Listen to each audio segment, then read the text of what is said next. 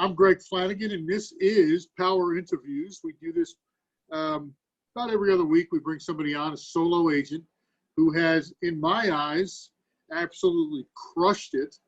I am a big fan of solo agents. I do run a small team simply because I'm too damn lazy to go out and bring buyers into houses. There, that's the truth, okay? So, you know, the solo agent to me is something that's going to come up again as we go into the next fourth revolution, as Gary Keller calls it, of big teams and houses becoming a commodity. There's always going to be a solo agent. And the way we describe this is if you were doing a stock brokerage, right? You have E-Trade where you can buy it for $7.95. Okay, those are the FSBOs and the cut rate people.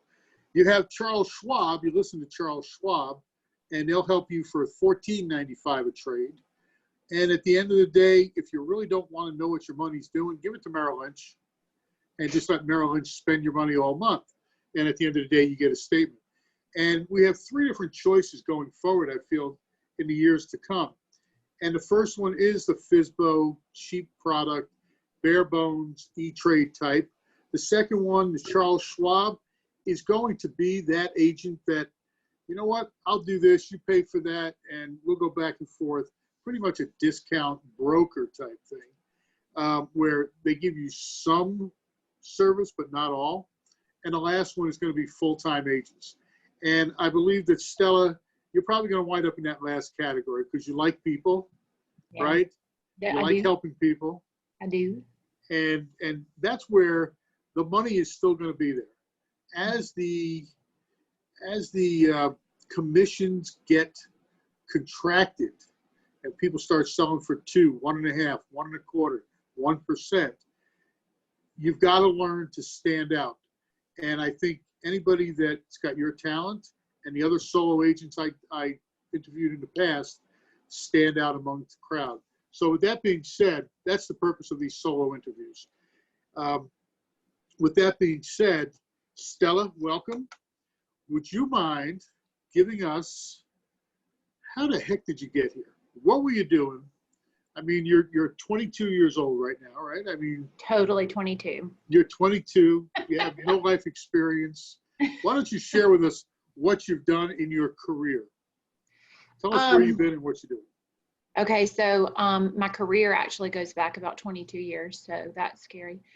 I started my career on Capitol Hill, working for members of Congress up there, and met my husband in Washington, D.C., which he had his job transferred down here. And so we moved down to Charleston when we got married. And by default, there wasn't a whole lot in politics. I always wanted to work in politics. There wasn't a lot in politics, so I ended up taking a job for a defense contracting company and working out at SPAWAR, which is now called NIWC, as a defense contractor doing project management and consulting. And I spent 17 years doing that. And if I'm being very honest, I was miserable. And I felt a little bit trapped because it was good money. And how do you walk away from good money? Where do you have to start all the way over? I was working 80-hour weeks, and you know, it just was not fulfilling. I think I worked full-time as a telecommuter full-time, and that was by design because I was not happy in the office. And so it's interesting that I preferred to be at home away from people, even though I'm very much a people person. And so somewhere around, for a few years, I kept toying with the idea of working in real estate. My sister has been in real estate for 10 or 15 years, and my father was an insurance salesman, but he also had a minor in real estate back when I guess you got a minor in real estate. Got minor in real estate, yeah. So I kept toying with the idea, but everyone kept saying, oh, nights and weekends, oh, all of your time's taken up, how are you going to do it? And I had babies, and it was hard. And you know, all of a sudden it occurred to me, I'm already working on my nights and weekends. I was up till 2 or 3 o'clock in the morning balancing $20 million budgets. And I thought, well, I'd rather be up doing my nights and weekends and doing a 60, 80-hour week, doing something I love. And with the idea that, you know, you're salaried and you're working 60, 80 hours, all you're ever going to make is all you're ever going to make. And if I could put that 60 or 80 hours into hustling for myself, then I wouldn't just be stuck with the idea of making, which was good money, but just this set amount. So I decided to get my real estate license in 2016, took the class in 2017, and this is gonna make me cry. And my dad died. Sorry, I was just gonna cry. And I had this, and I kept putting off actually going into real estate. And then I had this epiphany that we're really just only here for a very short amount of time and that we should be happy. And so with my husband and everybody pushing, I took the real estate test and I passed, which thank goodness, because they had like a balloon drop set up in my living room. My children had made it. Like, how am I going to come home and tell them I failed? They had faith. So anyway, I am a nervous Nelly as far as finances. So I've spent the last 3 years working both jobs full time. And it has been a struggle. It has been, but I have been happier working 2 jobs, with one of them being one that filled my happy bucket, than I was working one that didn't. And that's sort of what brought me to the point of deciding to take the jump. That was a long explanation. No, that was a perfect explanation. Absolutely right on the money explanation. What was making you happy? The actual, am I reverbing off of somebody? What was making you happy? The actual job or the prospect of getting out of Spaywar, Nyack, whatever, Nywick? You know, I think it was a lot of things. I think knowing that there was this light at the end of the tunnel, that I wasn't trapped, was one thing, because I had felt very trapped. Then there's this, I love feeling like I'm helping people. I love finding the little loophole. I love playing, okay, these people have they have to get in the house. We were under due diligence. They're going to end up doing what we need them to do because they need this harder than we do. I love finding ways that help my people feel like they got a deal, or that they didn't have to, you know, submit to whatever the buyer wanted if they're the seller. There's so many things that I love about it. I think initially I loved this light at the end of the tunnel, but the more I've done real estate, the more I've just loved the personal interaction. And I feel like I walk away from my clients like they're friends at the end of it. And that to me is my favorite part about it. It doesn't have to be hard. I had an agent who I loved, who helped me with stuff, but at the end of the day, I looked back and I thought, our house was eaten up with mold and termites, and she just dismissed it and dismissed my concerns about it. And so I like validating people's concerns and helping, not letting them feel like they're being brushed off by their agent. I think there's a lot of that. So you have a very high service. Yeah, I'm reverbing on somebody. Hold on.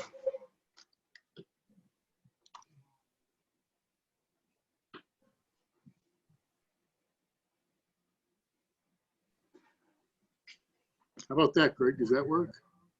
I can hear you great. Yeah, I know. Catch one of these computers is on, and I don't know which one it is. Sorry about that. I'll tell you this, like, customer service has always been, even when I did my consulting stuff, I always got top marks for my customer service and my attention to detail for my clients. So I guess that's been like a thread that's carried me through all of it. Cool. Well, let me ask you, how'd you get there? Who were you? Who's your client? Where'd you get them from? How much did it cost you? They just fall in your lap, or you didn't work that hard for them, right? So I have really, in talking with my productivity coach, I've really struggled with answering that question, because some of them do feel like they kind of fall into my lap. And she's pointed out to me that's not happening. but I'm actually out there working my sphere, and it's just not in as intentional. Like, that's my word for this year, is intentionality. Great I word. have been working my sphere in conversation, because for me, it needs to feel authentic, and it needs to feel like I'm coming from a place of service for people. I don't want to be aggressively in somebody's space. And so it's been a real struggle for me to figure out a way to be present to my sphere without being seen as like the used car salesman, awful, realtor. So yeah, I guess in my mind, it's felt like they'd fallen into my lap. But when I go through it with Adrienne, she points out to me, you've had these conversations and you've been sending them this information. And it's actually been just an organic way of reaching out. What kind of information are you sending? I've had people reach out to me and it looks like it's not going anywhere. They'll say, well, I'm going through a divorce. Is there any way you can send me how much my house is worth? And it's a lot of work to pull together the comps for somebody, but I do it from a place of contribution, and then they inevitably end up coming back to me to list it and help them find another one. Or what I'd like to live close to the water. What's the closest thing? Stuff like that. It's always been just sort of more tailored. I am trying this year to be broader with my assistance, like doing those neighborhood nurtures and things that come through the KW command stuff, where I'm broader in my assistance and not so narrow focused on just the people that I'm happen to be speaking with. And that's a place where I feel like I need to grow.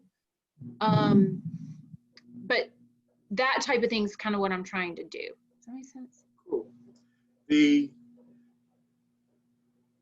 Does it come down to the conversation you have with people? Have you got a heightened awareness of conversations when you do talk to people? Or tell me how that works. You see me at a party, and I know that you have a bigger social life than maybe a lot of people. And a lot of people are sitting on this going, I don't know if I can do that. I don't know anybody. So I don't have a social life. You would think I do. I have 3 children. And I spend a lot of time sitting in soccer fields and stuff. And honestly, my sister kept saying, you'll talk to these people in the stands at volleyball games and stuff. And that is true. I mean, I haven't done that in a long time, obviously COVID. But I feel like just the other day, I was at the grocery store and this woman said, you seem like a teacher. Are you a teacher? And I was like, no, I actually sell real estate. And she was like, oh, well, what's it like to sell real estate? Next thing I know, I got this kid standing next to me that's saying he wants to go into real estate. I mean, I just kind of like work it into a conversation when I'm just talking to anybody. And even when I talk, the thing that's helped me the most is talking to my very best friends and saying, guys, I'm really trying to make a go of this, and it's scary as hell. And so anybody, if you know anybody, it would just really help me out if you would send me to people. But I do try. And it feels, when I say it like this, it feels disingenuous. But when I'm talking to anybody, I'll look for a way to slide it in. And that usually, if I can find a place where it comes from a place of contribution, it doesn't feel creepy. And I understand that one of our biggest points here in these interviews is the conversations we have around people, and how you can turn any conversation that we're having just by listening to what they say. So if your friend is saying, wow, it's awful cramped in here during COVID, well, what would make it look different? Is that how you're approaching it? And I'll have a lot of times, as I'm talking to you, this stuff is kind of occurring to me, because like I said, I'm not very intentional about it. It's just something I work into my conversation, and I need to be aware of more of what I'm doing. But for example, I've become the person that people call when they're thinking about redoing their bathroom. Like, what kind of tile do you think most people would want if they were going to be buying their house? Or I'm thinking about putting in a patio or getting a home house generator. Which one of those makes more sense for people? And I don't know how I've gotten in their heads that way, but I think it's just constantly like thinking and having those conversations that are just not like, hey, do you want to buy or sell your house? But hey, I've got the knowledge on what it would take for you to be making smart decisions about what you're doing as far as homes and selling. How are you actually relaying that to your folks? Are you doing it through Facebook? Are you doing it through interactions face to face? Well, typically I feel more comfortable doing face to face. I'm working very hard right now, and this is one of my pieces of my 411 or 3 big rocks or whatever. I am working very hard at building my social media up so that I become the person that knows things about Charleston, and not necessarily the person that is selling a house to you every 5 minutes, but the person that knows where the best dog parks are, or the person that knows where to get the best shark's teeth. So that people come to me just wanting to know, like, oh, I'm looking for a house that's in Charleston, but I want to be, in 20 minutes of being on the water, and I need to be, it's never really always just about real estate. These are the cute hot spots in town. This is a great boutique to go to. And then hopefully people follow me for that. And then it's that 80-20 rule. I slide in a real estate thing every once in a while so that I'm just the girl that knows things about Charleston. Did you have any limiting beliefs that when you started that Facebook conversation with these people, did you find that maybe you believe that, well, somebody's already doing that and I shouldn't do it? Or what were your thoughts around that starting to become the information lady? So I have limiting beliefs about everything in my life, and it's a real struggle for me. I mean, sometimes I can't get out of my own way. You're normal. You're normal. And that's something that I find that working on a personal level is going to help me in my business as well. Yeah, I mean, there are a million people that know a lot of things about Charleston. But hopefully somebody will stumble upon me, and somebody living in Seattle that's Googling, like, what's it like to live in Charleston, will find my page. And, if I can just get one person out there, then that's one more than I had yesterday. So I guess, yeah, I mean, there's a little bit of that limiting belief, but not as much maybe as I have on other things. Because it's the same thing, like, there are a million realtors out there. Why would they choose me? Just as long as they choose me, one person chooses me, it's fine. I don't know if that. No, I get it. I get it. Back to the intentionality. Mm-hmm. You did $4.5 million in the last 12 months, if you didn't know that. That's a lot of money for even a seasoned agent after, 5, 6, 7 years. Mm-hmm. What was the intentionality part of those sales? So, okay, got my license in 2017. So I tell everybody that I've been doing this for 3 years, but it's not true, because I really started actually selling in 2018. And I guess all along my goal was to not have to work the 2 jobs. And so my intentionality in all of that, I set these goals along the way, and then they kept shifting because I think I didn't write them down. I said they were goals, but I didn't really make them concrete until I came to Keller Williams. And I feel like Keller Williams really helped me zero in on that focus. One of my main goals was, in order for me to be able to leave Booz Allen, I needed to have been able to pay off any debt that we had, and I needed 6 months of salary in the bank.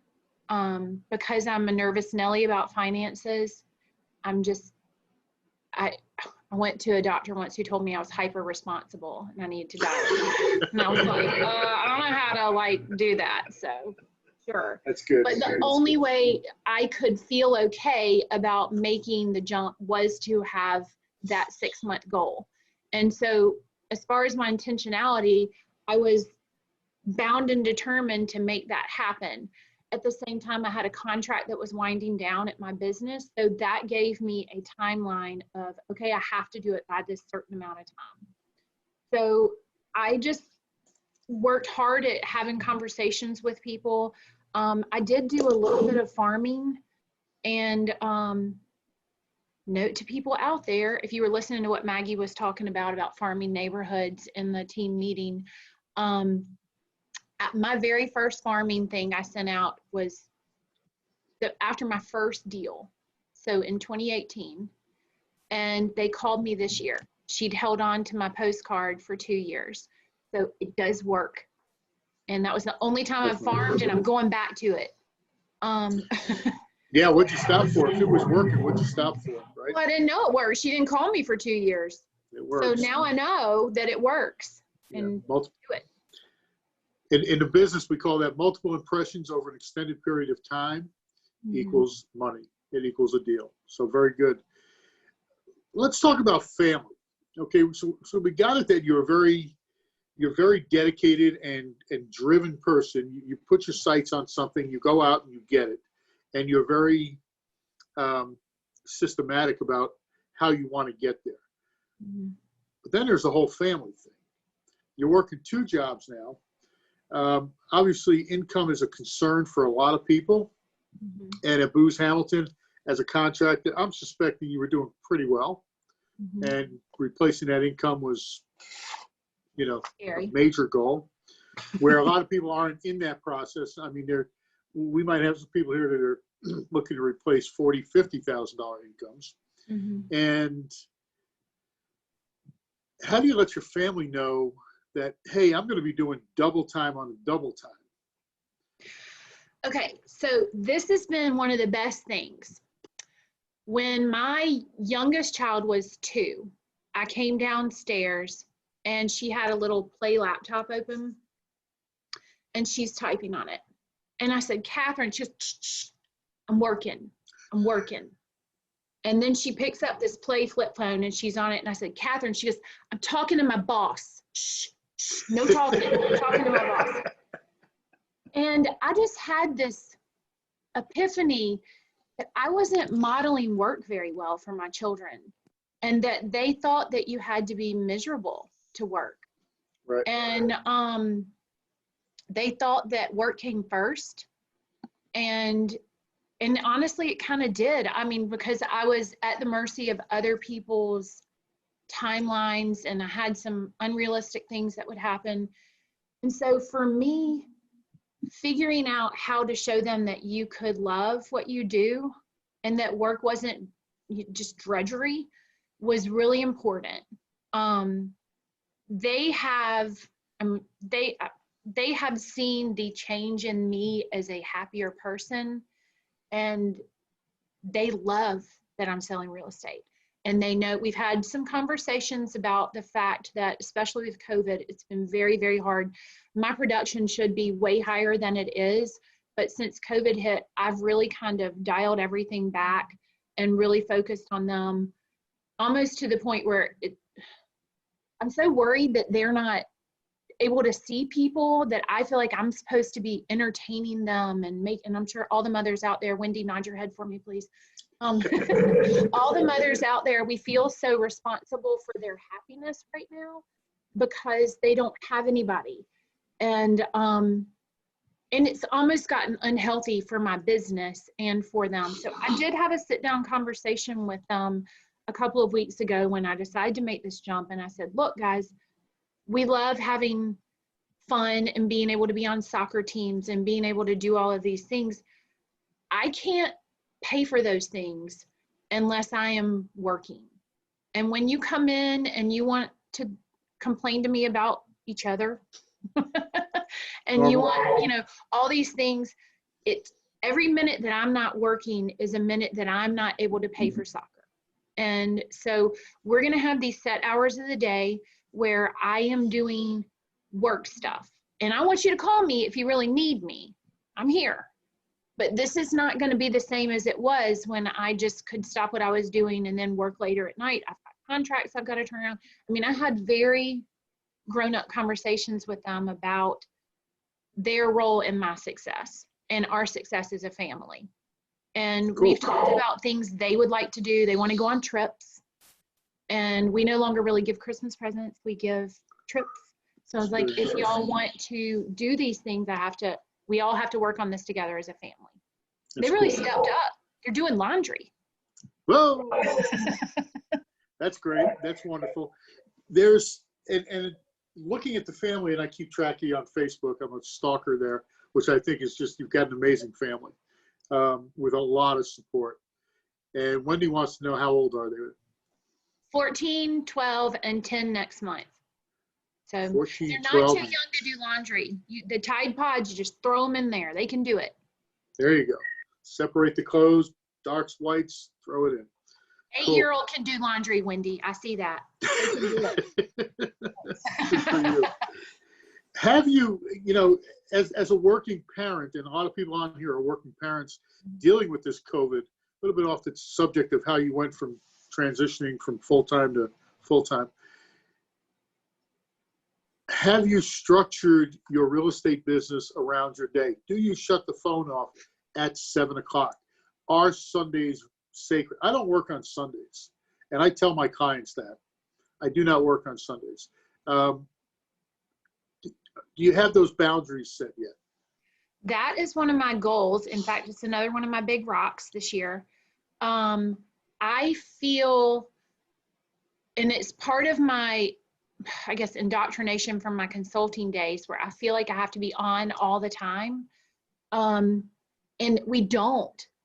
And people don't actually expect us to be. And so if we can, like you're saying, Greg, tell them at the outset, these are my hours when I return calls. This is when you can expect to hear from me. That is a goal for me this year, to really focus on that. And I think it's going to be even more important as we're learning that 2 of my children not going to be going back to school for at least the first quarter this year. And I am in my head trying to figure out, how am I going to be the teacher and the mother and the real estate agent? And thank God I'm not also the consultant, because that almost broke me. All those things. And we're having very real conversations with the kids about their job as students. It's your job to dial in and do these things without mama telling you. But I think that is a goal that I'm really kind of working towards with my clients. Some of us older people remember there is no emergencies in real estate. Nothing is going to fall down today. It can wait an hour. Normally people figure it out. Before you get back to them anyway, because they just try to lean on you a little bit too much. So I am terrible for that. Client says frog and I jump. But, and I'm going to be honest with you. I had a client the other day, who happens to be my next door neighbor, who said to me, you put your children before me, and I don't need that. I need somebody who is, I am their top priority. And I said, can you give me an example? Because I want to validate that. Can you give me an example? And she said, well, I walk in your house at 8 o'clock at night and you're doing homework and I have a real estate question for you. It's like, well, you don't walk in anybody else's house at 8. Go to another realtor. You're never walking in their house at 8 o'clock in the middle of the night. So it is important they're going to tell you that they are in an appointment, but they're at a gymnastics meet. So, it is important to set those boundaries with the clients. And so I ended up winning her next listing by explaining to her, sure, you can go with somebody else, but you are walking in my house at 8 o'clock at night. I'm drinking my wine. And drinking your wine. That's really good for you. Good for you. What was the biggest challenge in the transition from full-time employee to real estate agent? So I'm going through that right now. Actually, it's structuring how I'm going to pay myself, I think, is going to be the hardest thing for me. I have just received a check once a month and gone about my merry way. And that's one of the reasons I set up this separate account that can pay me a salary out of it. because the doing it so differently is going to be a struggle. Talked on the way down here the other day with my financial planner about, and I hear there's a profit camp coming up. I'm going to be attending that to really wrap my brain around. And then I'm going to be sitting down with him and talking about how to plan for my 401k, things that we take for granted as people that work for big corporate America. That's going to be really hard for me. And I'm not sure I'm really even there yet. If I figure that out, I'll be happy to tell somebody. Okay. And you know what? Here's the nice part about that. We already know how to do it. Mm-hmm. We've all been where you are, and Mm-hmm. it's a process. Profit Camp is great, by the way. Get the book Profit First. Okay. If you're looking for something that's really good. It helped me quite a bit. Actually made me more money than I ever made before, simply by following those rules. I will totally sign up for that then. Yes, it's a great. And we've got anyway. So the challenge is happening right now: how to pay yourself, how to take responsibility for that money, and actually do it correctly. Mm-hmm. Cool. What do you want to share with us that we haven't talked about yet? I guess for me, just do it. Everybody that I have talked to, I have friends that are in sales in a million different places, real estate, insurance, people that sell mutual funds, people that are in sales. Every single person that I talk to says you will be more successful if you can let the other thing go. And it seems so counterintuitive, and it's scary, and it's a hell of a leap of faith. And I'm, not to get churchy or anything, but I am a believer in God. And, my mom says, it's going to work out. God's in the plan. And I said, I believe in God. I just don't believe in me. But, it's scary. But everybody has told me, if you can focus on just the one thing, if you no longer have that safety net that is holding you back from being aggressive, then you'll be more successful. And I'm already seeing that, because at this point, I don't have anything to fall back on. So I'm calling people that I wasn't normally calling, and I've been more vulnerable about asking for help than I was before. I've set up people that I haven't talked to in a million years on neighborhood nurtures. I'm calling those leads that come in from Facebook that I used to be terrified and just text them. I'm not good at rejection. Not good to be in sales. I hear you. It sounds like you're working your database. Mm-hmm. You're following up on your leads. I'm trying. And you're doing well. I mean, you intend to, right? It's your word of the year is intentional. Right. So you want to be intentional about that. Have you structured yourself into a, between 9 and 12 or 11 and 12, I'm going to follow up on these leads? Have you done anything of that sort? Yes. So that is part, again, of one of my 3 big rocks. I am time blocking better. And one of the things that is part of my time block is taking Nick Baldwin's 66-day challenge. And I started at because everybody on those command pages just complains and complains about command.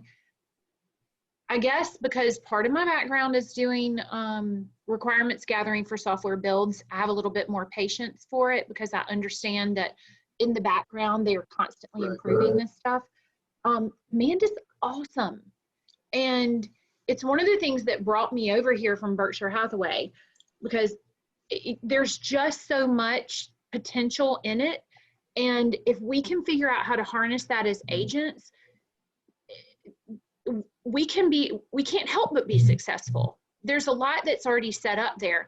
There's a lot that I don't really understand, as far as like the smart plans and linking my Twilio and all of that. So part of my time blocking is going in and really learning to use this tool that we have at our disposal.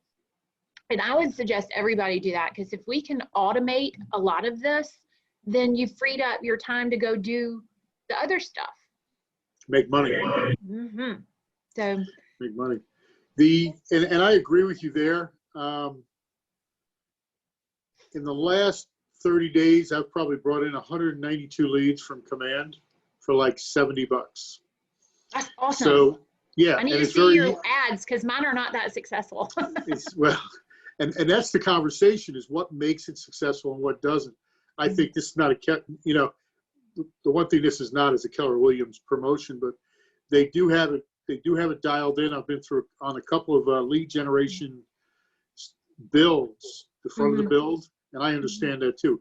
The patience, you wait, it will get better and better and better as the months go on and just produce.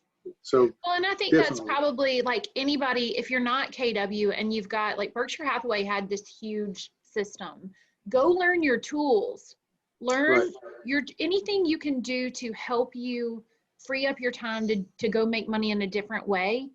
Some of it takes a little bit of work on the front end and it's going to burn some hours on the front end, but it'll free you up on the back end.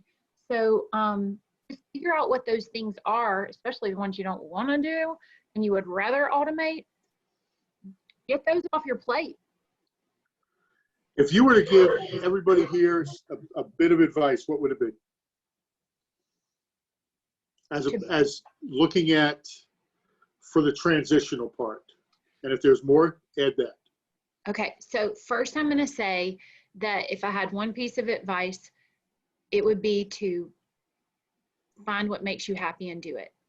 And that doesn't have anything really, that's not concrete, but for me, my life has just gotten so much better being so happy with where I am as far as my brokerage and the people I'm working with and what I'm doing as far as switching from one career to the other. So if you can zero in on what that thing is, then my daddy always said, do what you love and the money will follow. And I'm feeling like that's true. I mean, I'm like you said, I didn't know I'd done 4.5 million in the last year, but that's great considering, especially the last 5 months.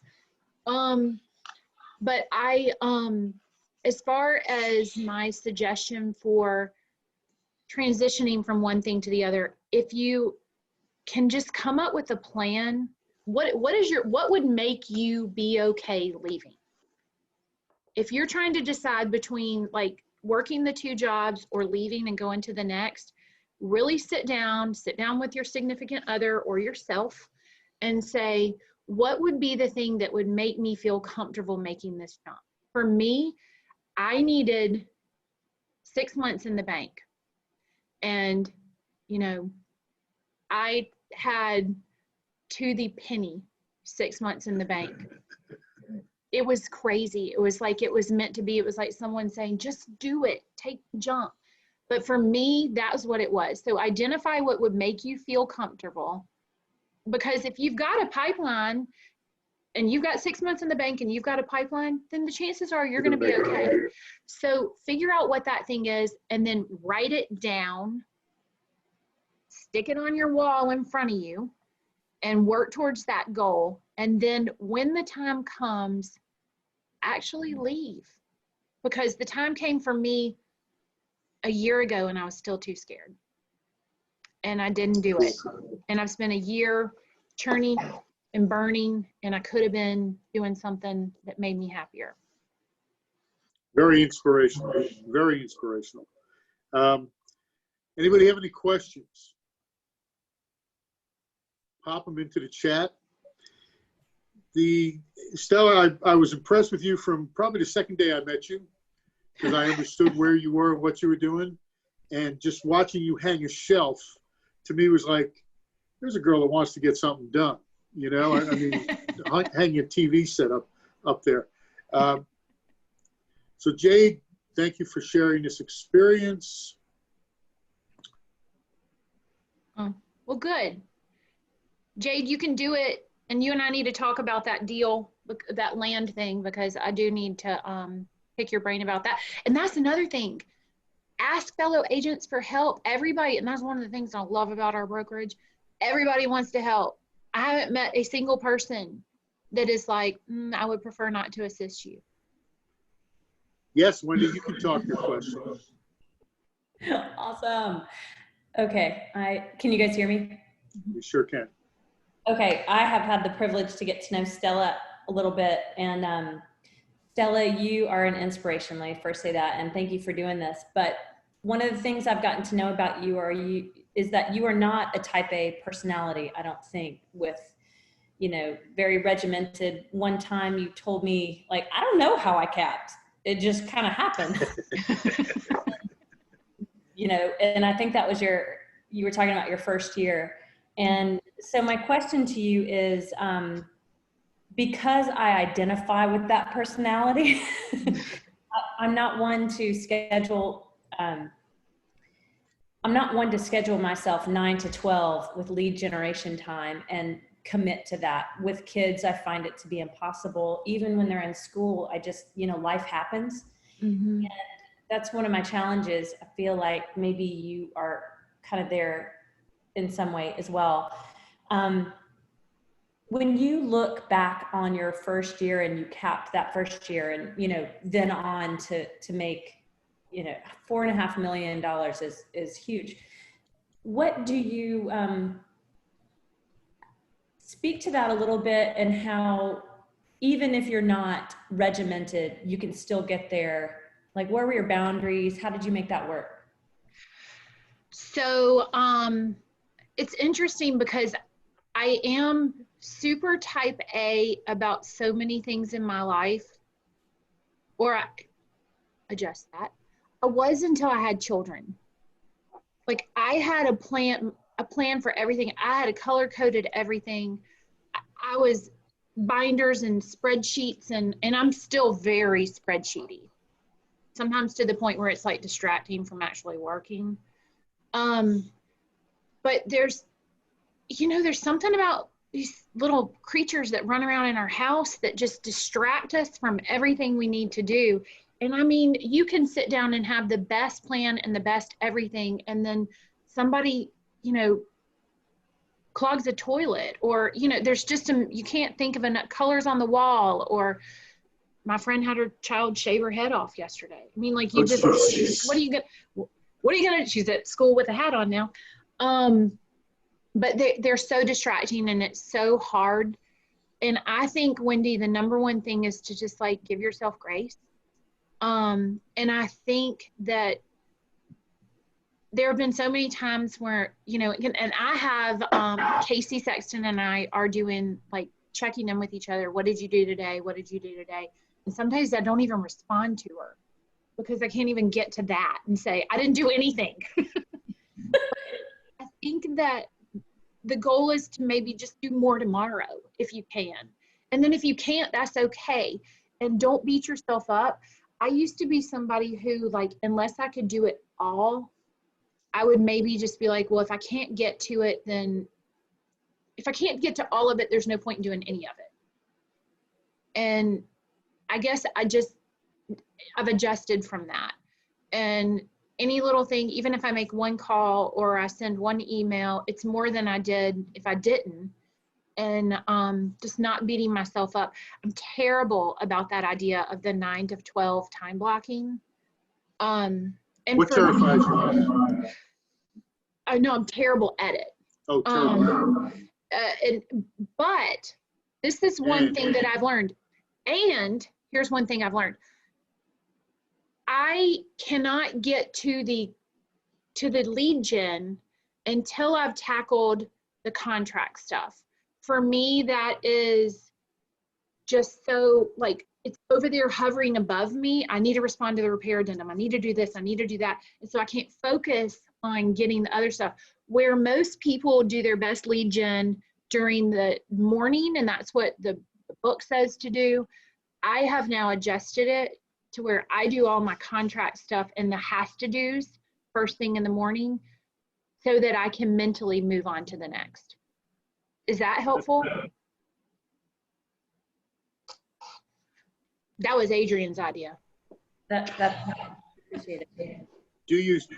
My question here, thank you. Do you still schedule it? Do you make time for the lead gen every day? Are you purposeful? Again, I'm supposed to be. But, and I think this is kind of what Wendy's getting to. I will have a plan, and I do try at the end of the day to write down what my plan is for the next day. And that has been the most helpful thing. But every single time I plan it, something happens and I'm not able to go into work because something happened with the kids, or I've got to run around and do this or that. And my husband, God love him, he is amazing. He is so busy right now. He's busy. I do not ever see him, and it's basically me doing all the kid stuff. So any other mom that's out there, or dad, could be the dad that's doing it all, that feels that way, I get it. And so I would just say schedule it, and if you can, and try to do it. And if you can't do it, then just give yourself grace and do it the next day. And that's a great way to look at it right now. Jay, I think, just mentioned, oh my goodness, let me give you exact words there. You see it in the chat? If I can't finish, I won't start. If I can't finish, I won't start. Tell me about that. How do you actually, if that's the thought, how do you get through it? So I went to Bold, and in Bold they talked about every phone call you make. I'm trying to think of how you know about this, Greg. What was the number? $50 for every, if you could realize that every phone call you made was worth $50. $80. $80. Couldn't remember the number. It's dollars.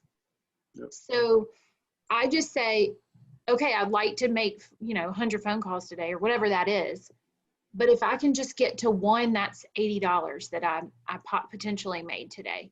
So chip away at it that way. They say eat the elephant. How do you eat the elephant? One bite at a time. One bite at a time. Just, if all you can do is take one bite today, then take one bite. But just know that one bite is one more step closer to finishing.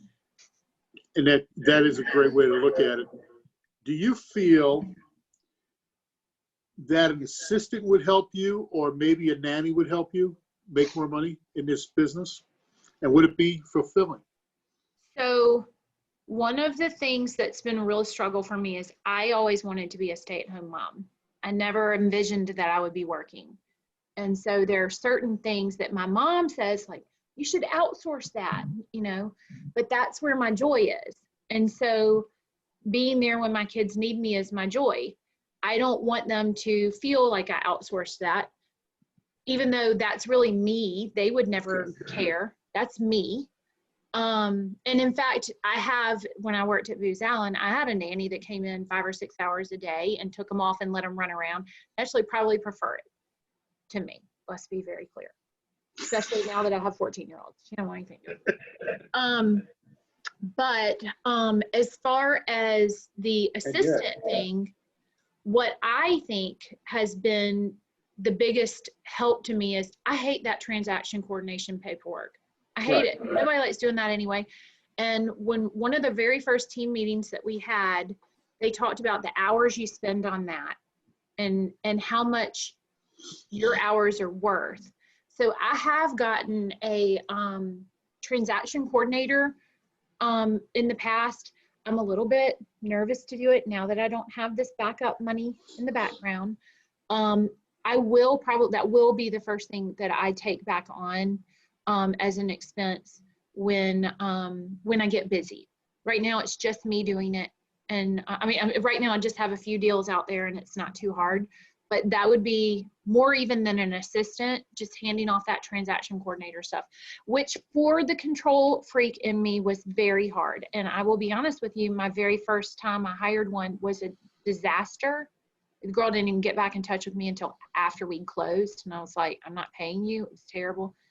So I would say to research who you're going with and have good conversations and expectations set at the outset. But that it is worth it when it works right. Sure is. Sure is. Cool.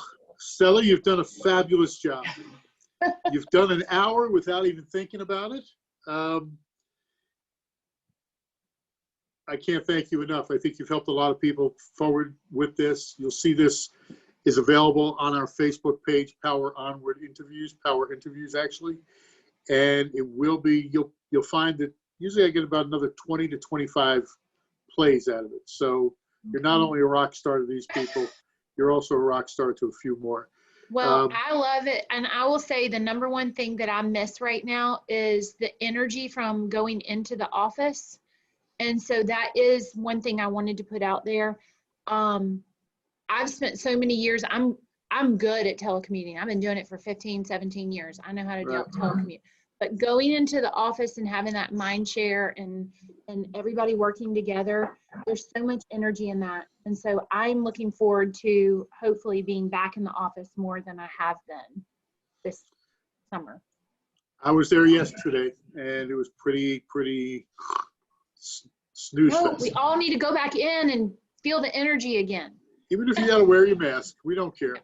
Yeah. Well, I thank you very much. Is there anything I can do for you? No, this is very sweet of you to ask me to do this. I don't know that I have a whole lot of wisdom to impart, but it has been my story, and I've enjoyed being in real estate, and I've enjoyed working with you. I think I can say to a person that we enjoyed your story. All right. Thank you very much. Any further questions? Folks, have a great week. We're still looking for somebody for our next interview, which will be in 2 weeks, to give us some investment advice as far as how to find these people, how to take care of them, how not to be taken by the investor. Guy calls you up and says, hey, I need 10 houses. Yeah, okay, goodbye. So we're going to talk about that hopefully in 2 weeks. We'll let you know. All right, have a great day. Stella, thank you very much. I appreciate you. Enjoy your hot spot down there on the Gulf. There's a storm coming in, by the way. I know. I'll be home, and I'll probably bring it with me. Good deal. All right. Thanks, Thank Phil. you. Thanks, Bye. everybody.